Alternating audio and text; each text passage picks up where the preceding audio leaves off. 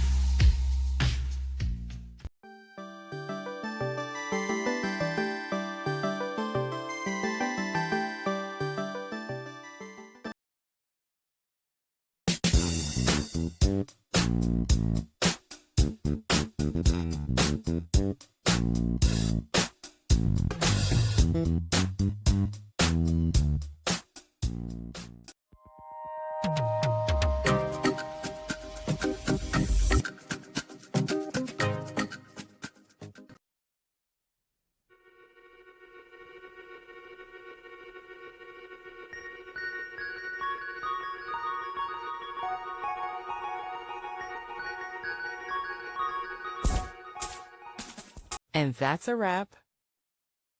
I hope you found the answer you were looking for. If you did, take a second to hit that subscribe button. It really helps out. And let me know in the comments which solution worked best for you. See you next time in the debug zone.